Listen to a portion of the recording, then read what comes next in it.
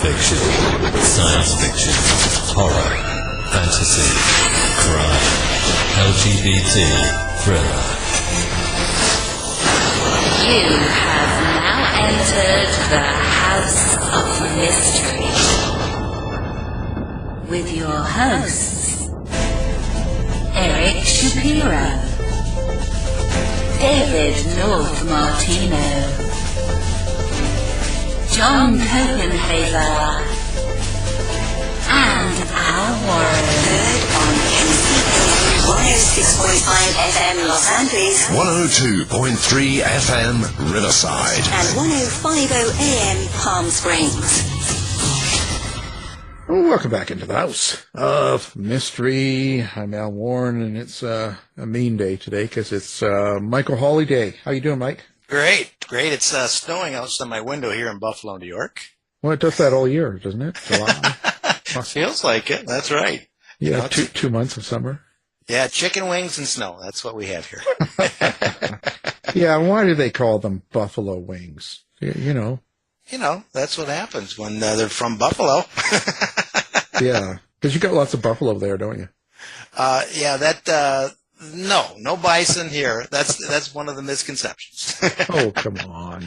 I mean, anyway. Well, I'm not going to go there. I was going to get into trouble, but I'm not going to get into trouble today. Behave myself. Well, we've got a great guest, and he's working on doing a documentary. So let's get him in and talk about this. So Dacre Stoker, thank you for coming on the show. Absolutely, Al. Thank you. And Michael, thanks for being here with us as we can chat all about, my great-granduncle Bram Stoker and how I'm trying to sort of shuffle the deck and show people something a little bit different about him than they've ever seen before. What exactly you're trying to put together here? You're trying to put together a documentary, and you've got some great people to work with here. So maybe explain kind of what you hope to achieve with this documentary. So, the point is I've been working on better understanding my great-granduncle Bram Stoker for about 15 years now. I found all kinds of interesting documents that he wrote, letters, a journal, his Dracula typescript, a manuscript, Dracula notes, things that other people said about him, newspaper articles, and I kind of pulled them all together. And I've used those to write 2 international bestsellers, a prequel to Dracula called Dracula and a sequel, Dracula the Undead, and I published his journal. And I've also got involved with a buddy of mine, Chris McCauley from Edmonton, an Irishman living in Edmonton. The way far north, Michael. And we've done a range of games and audio stories, video games, board games, RPG games. But the last frontier, as far as I'm concerned, is film. And I had hoped, putting in a lot of feelers, shooting a lot of pitches at different studios over the years, that somebody would pick up on some of the ideas I had about a Bram Stoker documentary. And we got close a few times. There was some interest raised, but, you get to the final piece of it all and, oh, no, we just can't raise the money, or, oh, no, not at this time. So these 2 fellows that I met when I was in Dublin, Ireland at a film festival, Jason Figgis and John West, we've been there so close, and we had great outlines, great ideas, and we just said, you know what? If this is going to happen, let's just do it ourselves. And if we have to raise a little money to do things like editing and so on, we'll crowdfund. And that's really where we are at, Al, is I've been able to, on travels to Transylvania, Scotland, where Bram wrote the novel, Whitby, where he was inspired and wrote some of his notes, 2 places in Ireland, to have a couple of friends come along who have shot really good footage, drone footage, GoPro footage as we're walking into castles, stuff like that. So we didn't have to pay for a film crew to go do that. We've collected great footage. I mean, the cameras nowadays that a normal guy can use, pretty darn good if you know what you're doing. And Jason Figgis has all that. We've actually done the script already. I've narrated, if you can believe it, on my iPhone and sent it across to Ireland. Oh, really? But, it's incredible what is available if you just have a good microphone and so on. So we've got the concept down, we've got the basic idea, and it just needs to all be edited with all the right still photos, and we've got friends of mine, the Talking Heads, who are experts in the field in certain areas. And it's going to come together, but once we get the thing edited with some money from Indiegogo, which starts in April. So the concept is to do something that no one's done before, is really to show a side of Bram Stoker in a documentary. I mean, he appears in documentaries about Dracula or about vampires. Stoker, the Irishman who wrote this. But nobody really goes into depth into the events in his own life that were woven into the story, the actual research that he did, where did he get very specific things that show up in the novel. So that's what we're aiming for, along with my two creative buddies, Jason Figgis and John West. So, Dacre, Jason Figgis and John West I've been working with for about a couple years, and both are just amazing. I think if anyone can do this with the Indiegogo, they can do it. So I've been just impressed with the stuff they've done already. So I'm excited about this. So jump in for a second, and Michael, tell me briefly what's your project, because I know there's some overlap. We had actually, Figgis had told me stuff he's working on, but I didn't know you were actually involved in this. So yes. I mean, there's a crossover. It's Victorian horror kind of stuff, right? Yeah, absolutely. What happened was Jason is friends with a mutual friend, Stuart Evans, and so what happened is I just finished my latest book on Francis Tumblety, and the person that actually did the foreword is Neil Story, and by the way, he sends his best. Neil sends his best. Yeah, he did a great visual biography of Bram. Yeah, and yes. What a small world. That's great. I know, a small world, and so that. I've been finding, it's amazing, here's a Jack the Ripper suspect, and the question I always got was, well, if he truly was a serial killer, when Tumblety sneaked back to America, were there any murders, Ripper-like murders, unsolved? Honest to God, I found 39 where I can't eliminate him, and then 37 assaults that match him. So Jason wants to put that to film, and so we are trying to do this as well, but so I think we're kind of like I'm a little one step behind you, so it won't be anything ready. I'm actually hoping that you could get yours done. You were talking about maybe the Halloween time frame. That would be awesome. Yeah. Well, let me ask this for a moment, and Alan, you can weigh in here on what you may know about it. The connection between Francis Tumblety and Hall Caine, a great friend of Bram. Yes. Bram dedicated Dracula to. I think there's definitely a crossover here, Michael, besides us knowing each other and us and Figgis. So this is part of Bram's life. I mean, he had mentors in his life. He had people that saved his butt when he lost a lot of money on not very good, let's say, investments. Hall Caine, very famous writer of his time, made a lot of money, and he came to help Bram from time to time. I've seen very interesting letters between the two that talk about their quest to stop copyright infringements, plagiarism.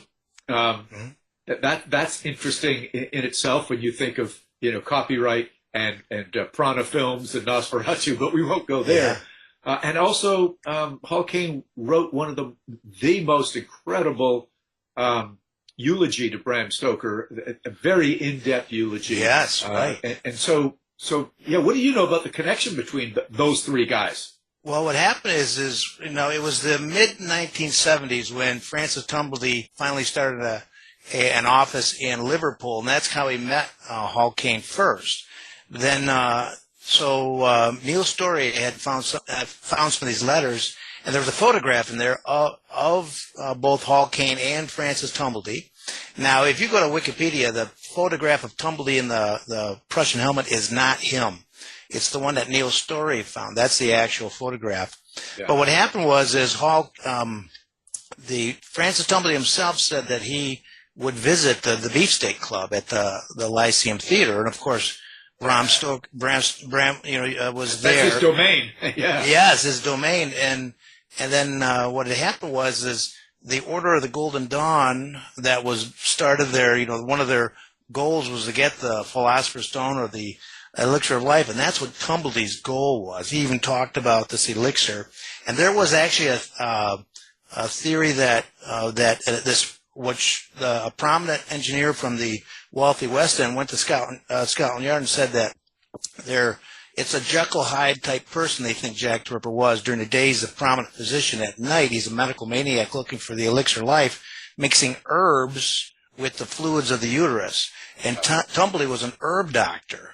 And so these connections with this elixir of life, and then the Lyceum Theater, and then of course Tumblety had a passion for theater, and then so there's always these close connections with that, and that there. So, and then here's Tumblety was he was so enamored with youth and this elixir, and what even though I wrote in my book The Ripper's Haunts about that, I just found his Baltimore attorney was saying that it was under sworn testimony in around 1901. He's carrying around this flask of this brown stuff, and he's drinking it. Like a concoction, like an elixir. So it just keeps on coming. So yeah. Well, listen, for all the listeners, what you're hearing are two guys who are so caught up in this, the interesting intrigue of the Victorian era, and Bram Stoker was kind of an observer. And I'll just say this, because this is where we get back to our film for a moment, is the context of Bram Stoker's life. He moved from Ireland to work in the Lyceum Theater. And when he came over here in 1878, things changed dramatically. He was in the middle of the intelligentsia, in the middle of the creative world. He had survived a 7-year childhood illness where he was an invalid. He was able to become a champion athlete after doing lots of long-distance walking to get his health back, and he became a champion long-distance walker through Trinity College, as well as all-around athletics, rugby, rowing, all that stuff. But he also had to become a civil servant because the family needed some money as his dad retired. So imagine the creative guy that we're talking about being kind of shoved into this role that he had to do for the good of the family, and put aside his own desires to get into writing, to get into art, and to get into theater. And the way he survived is he did pro bono theatrical reviews. But he also was promoted to become the inspector of clerks all over Ireland. And this is where it gets interesting, guys, because before he came to London, he was traveling around Ireland to the 30-some-odd counties by carriage and by train to go visit the different clerks and make sure they're all doing the right legal job. Doesn't that sound just a little bit like Jonathan Harker traveling all the way across Europe by train and then carriage to go and consummate the legal transactions that Count Dracula's doing? So even though this was not something Bram really wanted to do, he used that kind of stuff. His personal experiences when he was in sort of hostile ground to go check up on all these other clerks. And funnily enough, he found that they were doing such a terrible job, there was no continuity in sort of the handing out penalties and the law, that he came back and told his boss, we've got to write a manual. And he says, well, go ahead, Bram Stoker, you write the manual. He wrote a legal manual called The Duties of Clerks of Petty Sessions that was in use until the 60s in Ireland. That's the type of Jonathan Harker guy he was. But to get back to where Michael and I are coming from, the Victorian era was full of very interesting, let's just call it occult times. To put it in perspective, The Origin of the Species was just written, and it was published in 1859, I believe. And Darwin had made a lot of outlandish claims, which was in conflict with, obviously, religion. So the power of religion was beginning to wane a little bit, the power over the people. And as the scientific world was beginning to pop up and go, wait a sec, we need some scientific proof to prove these things that you're all thinking would happen. And then people start thinking really about spiritualism, and as we call today, paranormal investigation, mesmerism, tarot card reading, seance, all that stuff is moving around. And you mentioned the Order of the Golden Dawn. Bram was a Freemason. I don't have any proof that he was a Dawner, but he was, in that world was very interesting to him. And I have found books And I found letters that he's written to sort of known occultists, people who were advanced thinkers that had to practice their trade or their interests, or talk with other guys about this behind closed doors so they would not be subjected, to ridicule, especially a guy who was an upstanding theater manager. So just putting all this out here, Alan, to sort of to tell your listeners, this is the landscape that Bram Stoker was working in. The time was right to create a supernatural being. The time was right to be thinking about trances and Lucy's trance walk through Whitby, to have the brain control of Count Dracula on Mina when there was a blood exchange. The time was right to have science questioning, was Count Dracula an evil scientist who was forcing Renfield to eat different forms of life to experiment? The time was right that mental patients, people with mental health problems, were usually shoved into prisons, but now they're put into asylums for hopefully better care. So there's a lot of kind of interesting social statements that Bram Stoker is making, as well as capitalizing on these sort of fears and worries of people who are ready to read a book that, Bram Stoker made seem real. And you say that the one and only interview has been discovered with Bram talking about his writing of Dracula. What can you tell us about that? Well, I didn't discover it. I'm not sure who did, but it's been floating around. But it was by Jane Stoddard in the British Weekly. And it was published just about 3 months after Dracula was published in May 26, 1897. What's interesting, Alan, is we've seen other reviews of Dracula, but not interviews, which I am intrigued about. So this one is the only place where someone actually says, "And Mr. Stoker, where did you get this idea?" Or "Where did you come up with the vampire myth?" And what we see is Bram Stoker admitting that the myth is something that's been going on for a while. It is very prevalent in many countries. He listed off 12 countries where he had found treaties on, and we won't just say vampirism because it's, any kind of revenant creature, souls of the undead coming out, malicious souls, they sort of call them.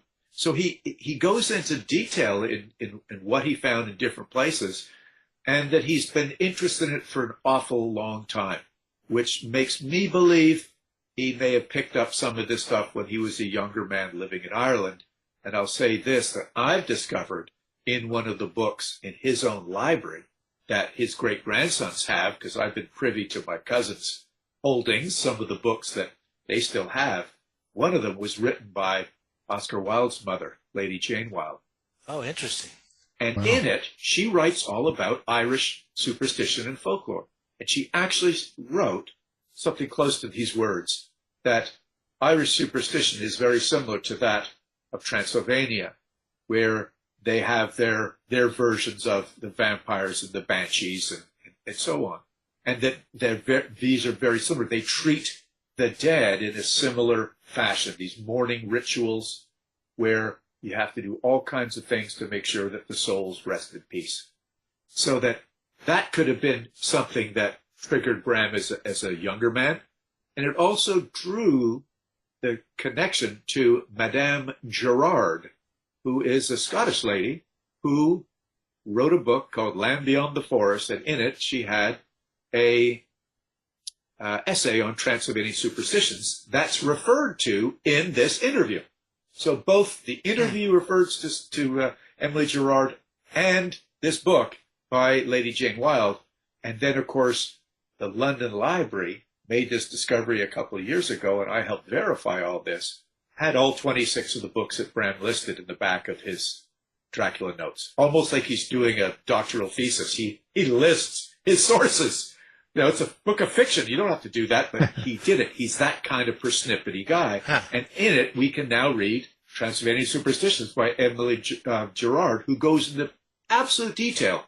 How to kill a vampire, cut the head off, put garlic in, stake it in a heart with a stake, all the things Bram used. So that interview, Alan, was sort of the starting point that started me going towards the books he wrote, that were mentioned, Emily Gerard, London Library, it's like little pieces of a puzzle that all, fit together. And once you might get 3 or 4 together, and boy, when you find that 5th one, in this case, the Lady Jane Wilde book, it like made everything make sense. And, in popular culture, Vlad the Impaler, what was his connection with Vlad? So again, there was a book in the Whitby Library and in the London Library, one by William Wilkinson and one by James Samuelson. And it mentions Vlad the Impaler being known as the devil. And that, I believe, was the connection. So you go back a little bit to what I said earlier about the occult. There were devil worshippers, some of them very fringe, but there was devil worshiping going on. But there was also just the interest in the other world.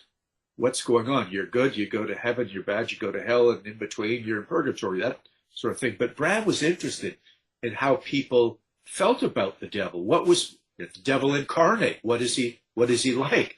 What would he be like if he came back as a human being? And he finds somebody with a realistic backstory in Vlad the Impaler. So he starts reading up on him and connects that to Transylvania. Now, Vlad the Impaler was from Wallachia, which was a province in the south of Transylvania. South of Romania. Transylvania is just on the border, just above it. So Bram took license and moved Vlad the Impaler one state up and placed him in a location where he needed him to be, which is an extinct volcano. Why is that? Volcanoes were portals to hell, the home of the devil. So, question, how does Slane's Castle connect to this? Good question. So, much like Bram merged Vlad the Impaler with his devil, and also he took a little bit of Henry Irving playing the role of Mephistopheles, the devil, in the play Faust. So Bram was pulling bits and pieces of realistic experiences, historical characters, and superstition to make what he wanted, and that was his Count Dracula. He did the same with Castle Dracula. He saw 2 pictures of Bran Castle near Brasov, which is the famous Castle Dracula, they call it to this day. And then he saw the picture in these 2 books where he wrote his description. Harker comes up the castle and describes it a certain way. There's no question it is the sketches in these books, one by Bonner, one by Machicelli. That is what he's describing. But the interior, since he never went to Romania or stepped foot near Bran Castle, he actually wrote Dracula in Cruden Bay, Scotland, and he went inside it. And I've been inside it now. There is a hallway leading from the front door exactly the way he describes Jonathan Harker in Chapter 2, pulling up to the castle, going through a hall, entering into another room, an octagonal room lit by a single lamp with no windows to the outside. Guess what, fellas? That's exactly how Slane's Castle is laid out. So he merged these 2 castles to make them feel believable, places that he'd been, places that he'd seen, to make his fictional castle. He just had to move it 400 miles to the north on this volcano. That Slane Castle looks like in ruins now. Was it like that before? No, it's a great question. Sadly, this sort of happened a lot in Scotland and in parts of England. Mostly in Scotland, though, where the ruling class, the earls, would own all the land, right? And they would allow the people, the farmers, to farm it. They'd pay them a rent for it. After World War II, apparently, when international ship travel got much cheaper and the world was trading grain a lot easier and quicker, the price of grains dropped in Scotland and parts of England, so that the value of this guy, the Earl of Errol's holdings, the bottom fell out. And so he couldn't afford to keep everybody on. He wasn't making any money. He was losing money. So what they do over there, which is really quite sad, is they might not sell the actual land, but they sell all the fixtures, the slate roof, the windows, the lead lining, the paneling, all the upholstery. And then once the roof is off of a ruin, you don't have to pay tax anymore because it's a ruin. So that's how the Earl of Errol, the family had owned it for 500 years. That's why they had to basically have a fire sale, and that's why it is what it is today. Did they sell the light?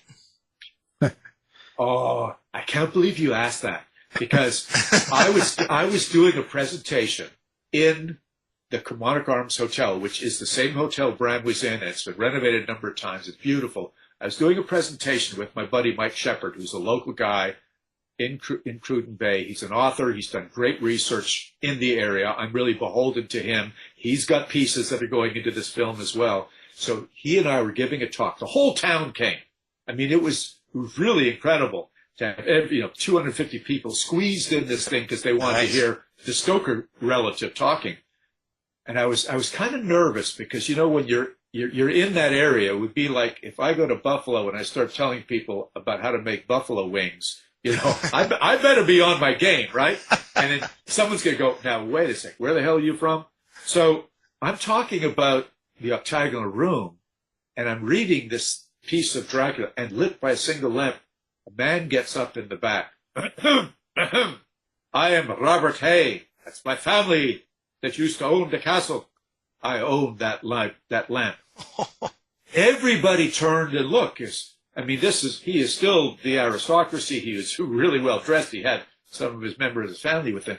And Mike and I think our faces probably dropped like, oh, geez, did we say something wrong? He was thrilled to death, but he said, when my family was separating everything, I really wanted that lamp. I remembered it as a kid. And so he's got the lamp hanging in his house in Chelsea in London, and he sent us a photograph. Wow. That's going to be in the documentary. How cool is that? You get luck into things like that, don't you, sometimes? I got lucky and asked that question. So Bram saw that lamp, likely. Yep. He would have, we believe there was no guest book at the Slains Castle. There is a guest book at Kilmarnock Arms Hotel that Bram signed. And Mike has said, listen, there's no question a celebrity like Bram Stoker being the manager of Lyceum Theater for the famous Sir Henry Irving, there's no question he would not have been invited to Slains Castle to meet the Earl and have drinks with him. As a matter of fact, I found an article a number of years later where Bram was invited on a shooting party, pheasant shooting, with the Earl of Arrow. So there's no question he went inside, even though he didn't have to write in his notes, on my visit to Slains Castle, I noticed this. I think I'll use this for Jonathan Harker walking in. Right. But it's really cool because as Mike Shepard found a photograph of the front door of Slains Castle, the way Bram described the front door with no knocker is exactly the same way as he described Harker going into Castle Dracula, no knocker. Boom, boom, boom. You have to hit your hand. So I think Bram was reenacting kind of his feel. He's maybe a little bit intimidated to walk up to the big castle and knock on the door because he's invited in, and maybe there was chains rattling, who knows, but he would have seen that lamp. And I have seen photographs in the Edinburgh archives of what that room looked like with incredible artwork, beautiful paneling, and rugs and things. It was really quite something. It was, in the heyday, that was the place to be. Wow. One thing I noticed in the notes so now Bram toured the U.S. 8 times, and he came into contact with Buffalo Bill Cody, and there was a relationship there. Sounds like he really had a rich life here, and I'd imagine this is also the time he must have picked up about the vampire scare in New England in the 1800s. He must have learned about it probably while he visited. Maybe I'm wrong, but... No, you absolutely... I mean, listen, you're more than right. There was a newspaper article in his notes about that New England vampire scare. And I believe, because it was dated, I think it was September of 1896, and he was still writing Dracula. It wasn't published until May of 97. There was two... Remember, this article is stuck in the back of his notebook, so it's there. The question is, did he take anything from it and use the novel? And I'll say, Alan, absolutely. There was a reference to Charles Darwin mentioning, when I was in South America, these large bats came out of the trees and drank blood out of the cattle. he discovered the vampire bat on this trip, and it's mentioned in the novel, in the newspaper article, because what the article's all about is the tuberculosis outbreak in New England being sort of misunderstood as a vampire scare, because people who moved to New England from the old country kept these superstitions with them. But the parallel the writer was doing was saying, ooh, maybe there's a connection to these vampire bats. So what Bram did was almost word for word when Quincy Morris, the American, was in attendance with the other band of heroes, and Van Helsing is trying to explain to Dr. Seward, the scientist, listen, you gotta believe what's going on. You may not be able to explain why this Lucy is losing all this blood overnight. We've given her a transfusion before she went to sleep. We come in the next day, she's pale, there's no blood lying on the ground. What the heck is going on? And Quincy Morris said, oh, when I was in South America, these big bats would come out of the trees at night, and one drank so much blood from my favorite horse, my favorite mare, I had to put her down. So that's what he got out of that. I think the other thing he got out of the article is, I think, I'm lucky. I'm going to sell a lot of books in America if in 1890 they're still believing this stuff. Well, yeah, and what about his relationship with Bill Cody then? How it seemed to last a long time. You said that he helped bring him to the UK in the Wild West show. Yeah, I mean, first of all, Henry Irving came with Bram. Bram was the lead man, came over a number of times, set up everything, all the logistics, all the train travel. I've actually found, and this will be in the documentary, a map that Bram drew on to show all the train routes and how long between each city, because he was responsible to not only get Henry Irving and Ellen Terry into a nice car and off to the hotel, but they traveled with 100 people from the Lyceum Theater, set designers, painters, costume guys, everything. So it's a massive logistical nightmare. So Irving was really popular. He was a showman himself. And when they met out west, I think in Wyoming somewhere, they met Buffalo Bill Cody. There was immediate sort of connection because they recognized an equally incredible showman. And he had an incredible show. And they said, look, we're going to help you come to the UK. So on this same trip, when he got the newspaper article from the New York World, they were out on, I think, Coney Island and saw the Wild West show again. And they said, look, we're going to help you make arrangements. We've got people over here in Edinburgh, in Glasgow, in London. And they just made all the right connections and helped get them over and promote them. But it goes a step further, Alan. Again, it's the tendency of my great-granduncle to take things that are real, Vlad the Impaler, Castle Dracula, Slane's Castle, these ideas of superstition and things floating around different countries where people really believe the spirits of the dead come out. He took the attributes of Buffalo Bill Cody, who he admired, a brash American, Quincy Morris. That's where he got sort of the persona of this guy with a gun and the cowboy hat, but also his slang, use of slang language amongst the very well-to-do British lady Lucy. And he also used Buffalo Bill as a basis for two other characters in his novels. One is a guy called Elias Hutcheson in a short story that Bram wrote called The Squaw. I turned it in with Christopher McCauley, who you and I have chatted before about, into a graphic novel called The Virgin's Embrace. And Elias Hutcheson is a brash American from the west part of the country, very much like Buffalo Bill, who goes to Nuremberg to see the scary sights, the Nuremberg castle with all of its torture devices, and bad stuff happens. So that's character number two that's Buffalo Bill Cody morphed into what Bram needed. And number three, I don't think Bram quite understood the significance when he wrote Shoulder of Shasta and had an American sort of mountain man named Grizzly Dick as the protagonist to meet up with this British lady who needed to leave musty England because of her allergies and asthma and come to the American West that's much drier. And so she met up with the unfortunately named Grizzly Dick, who was another sort of morphed character of Buffalo Bill Cody. So that's his connection. And besides getting him and all of his crew, the Indians and the horses, onto ships, I've seen a picture of them all over, and were major big hits in the UK for a number of years. Right. That happens to be Michael's name as well, Grizzly Dick. Nickname? Yeah. Just so, that's a different story. On a good day. On a good day. That's right. Now, you're going to come in, cover a lot of his life, too, right? Because he was one of 7 children, and his family sounded very, how do I say, female right activist, doctor, civil servant. Like, you've got all these different characters, and also he was religious, too, but yet covered the occult, and you're going to talk about his sexuality and his marriage and all that stuff. There's a lot of things going on in his personal life as well, isn't there? There is, and that's you sort of. I don't want this to be some just sort of boring. This is the way he was type thing. Right. It's like we want people to subtly see the kind of man that emerged from this very interesting family.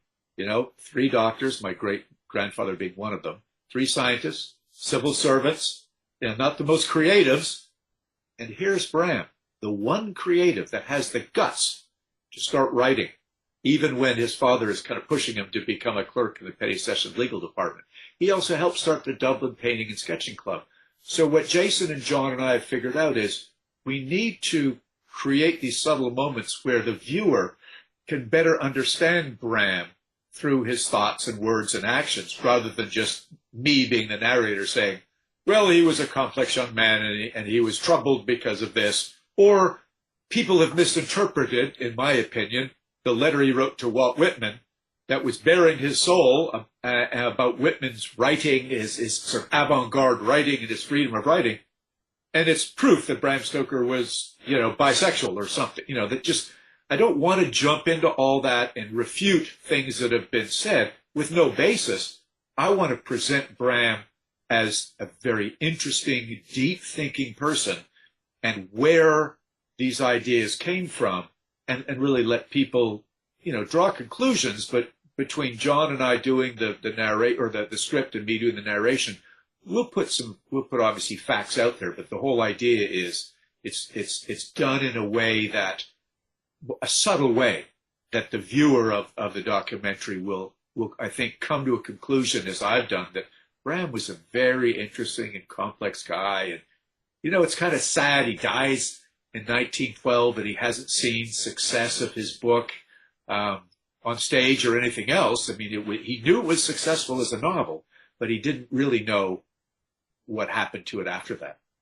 Right. How did the community, how did the area, and even the UK, how did people receive a book like Dracula at that time? How was it thought of? Well, let me throw this name at the two of you guys. We'll play a little word association for a moment, because I find it interesting, and I bet you Michael has dealt with this doing work in Victorian era. If I said the word to you guys, sensational, what does that mean back in 1897 versus what it might mean today? Any ideas that worth a little chat? The sensational as in what the newspapers were trying to do with the sensationalism? Is something to that effect? Yeah, in other words, the reviewers said in many cases, this novel was of a sensational matter, far too sensational for our sensitivities at the moment. That's the context. So it was sensational and, to some extent, far too over the top for people to get. Right. Yeah, that's how I would have figured. Because what were people living like then, and what were they thinking? And if there were fears where people were actually scared of vampires and stuff, there must have been did they have a weird impression of who Bram was then? Well, he kind of had two sides to him, and that's what freaked people out. He was the very upstanding theatrical manager. All the books were just right, the money, the organization, everything. He was very straight and narrow when it come to running the theater. But this Irish mystical writer side of him exposed a whole other side, Alan. This sort of, and somebody wrote, actually it was New York Times, I won't get it right, but I love to read it every now and then when I'm on a stage to people. It's his obituary, and there was a touch of Celtic mysticism in Bram Stoker, and he wrote about it with passion, almost like it was inviting us to understand or try to understand what was going on in his mind. And that's the side that he shows, but not that much in his writing. That's the side Figgis and Stoker and West are going to try to show in this documentary. Question, Dacre. Being Irish, I was automatically assuming that he was Irish Catholic. But was he? What were? No. Great question, Michael, because that's another piece of, you're in the minority as an Irish Protestant. He went to Trinity College, which was mostly Catholic. He was a religious man, obviously married in a church in those days. Obviously that was right. But when you really think about Dracula and the fact that the church was losing its kind of stranglehold of absolute power, he still recognized the religious overtones, using the crucifix, the wafer, the holy water. But he was also pushing the fact that amongst all the other beliefs that man may have in religion and superstition, you must have faith in goodness and in fellow man to overcome the dark side. And that's what I get from analyzing his spirituality, his religion. Now, at the end of Dracula, how it ended in the movies and the shows and even the final book, was the original manuscript different, had a different ending? Is that true? Absolutely. That was something that I gleaned from a few hours in Seattle, Washington, with Paul Allen had purchased. He's the Microsoft co-founder, Dracula manuscript. And since it's typed, some of us call it a typescript, I found that the first 102 pages were cut out. Actually, 101, because it started on page 102, but also the ending was cut out. And this is another thing that we talk about, because it brings everything full circle. I talked about 20 minutes ago about the devil, about why Bram's notes that live in Philadelphia mention certain very specific coordinates that lead Jonathan Harker and us, the researchers, to an extinct volcano in the Kalamani National Park called Mount Israel. Well, that was an extinct volcano. The original ending of Dracula that was crossed out, I believe, by Bram's publisher, because he didn't want a definitive ending, included, right after the band of heroes fight off the gypsies, rip open the crate, and slit the Count's neck, and then the American, Quincy, stabs the Count with his Bowie knife, not a stake, and the Count crumbles into dust. Right after that happens, which is now cut out of the typescript, and it doesn't appear in any novels, the massive volcano erupted. And when it erupted, Castle Dracula comes down and crumbles down. The good guys get away somehow, and the gypsies all take off. And of course, we don't know exactly what happens to the Count because he's crumbled into dust. Had that, that volcano actually erupted, it probably would have given the impression to the reader that Count Dracula is actually destroyed. But a less ambiguous ending is now apparent, because it's, no volcanic eruption, and the Count maybe escaped by crumbling into dust, leaving the door open for Dracula to live on 127 years later, and he keeps popping up in films and streaming, and even his great-grandnephew writes a prequel and a sequel about it all. Yeah, it's pretty amazing, actually, And also, I was reading this discovery of the Icelandic and Swedish translation of Dracula, and it reveals a different preface. So what do you mean by that? Like, what's that all about? So if you open up, and any of your listeners open up a copy of Dracula, you'll see that the preface is about a paragraph long. And it, too, is a little bit ambiguous, but it leads you to believe that Bram is saying there's a realistic element to this story. But the preface that's been discovered, and it's been sitting in Iceland in a published book since 1901, and it was up until 2015 that Hans de Roos, a buddy of mine, who's a fellow researcher, we traveled together and dug into stuff together, he translated not just the preface, because a guy called Richard Dalby did that in 1989, and found that the preface was very convincing that the story was real, And as Michael will enjoy, it actually mentioned in the story the Jack the Ripper murders. Oh. Yes, sir. But we'll come into the story a little later. So for some reason, that is different. But as De Roos and others, and myself included, have analyzed the Swedish book and the Icelandic book, they were all published in newspapers before they were published as a novel.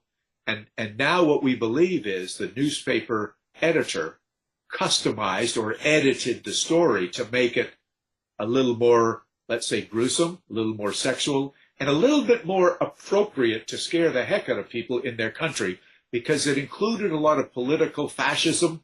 It included Count Dracula looking a little bit more like a political leader coming to London to wreak havoc rather than drinking blood from fair maidens. And he doesn't die at the end of the story like the Count Dracula Bram story. So, Alan, it throws, this puzzle that I'm talking about. It is, a Swedish piece and an Icelandic piece, but it's a piece that has not been confirmed. It just adds to the Dracula soup that's like, this is a mystery. We may not ever answer it. Pretty fascinating. The whole story, his whole life. It's just amazing. So what is it you're hoping that people can do to help out with the documentary? Well, if you enjoyed listening to our chat, and I certainly have, if you'd like to see this become a reality, April 1st, Indiegogo, the art campaign, The Father of Dracula, goes live, and get in there and contribute. These things, as you know, in crowdfunding, you end up with little rewards here and there. But mostly, in our case, it's like, we give out books and signs of stuff. But we just need the money to get Jason Figgis into a high-end studio to edit all of the work that's already been done. I mean, everything else out of our own pocket, we just need some help to get it edited, and then hopefully it will show up at film festivals. It might get on the streaming networks. Who knows where, it's just the success of the work that we've all done. If it gets picked up, then it'll appeal to a broader audience rather than just having to stick it on YouTube. But there's nothing wrong with that. But we'd like to get it to, into other places before we go that route. Right. And Jason is award winning. He's quality. Yeah, like I just got to say before we end this, the Sir Simon Marsden film that he did with, yes, I mean, absolutely incredible. That's what hooked me to Jason Figgis years ago, was the sensitivity about this a famous photographer who was knighted for his ability to kind of show the Gothic sensitivities of the potential of ghosts. Very, very interesting, and that's give me the vibe that I felt that he could do also with my great-granduncle, and that's why I hooked up to his team. Well, fantastic. So let's talk about, do you have contact information, or do you have, where should people go also to find out more? Well, you can go to dacrestoker.com. I don't have a page yet on that for Father of Dracula. You can also follow me on Facebook, Dacre Stoker author, and then the Bram Stoker Estate.com is a website my wife and I run. We put lots of information about the family there. And if you ever want to read any of Bram's books for free, here is your free advice today, bramstoker.org, as opposed to bramstokerestate.com. .org has all of his free stuff. So there's some free info, places to follow me, and if you follow me or Jason Figgis or John West on Facebook or Instagram, that we'll be updating people about exactly how the campaign's going. But you go to Indiegogo, April 1st, Father of Dracula, all the info will be there for you. Well, fantastic. Well, appreciate you being here and coming on and talking about all this, and wish you the best. Yeah, well, that was great.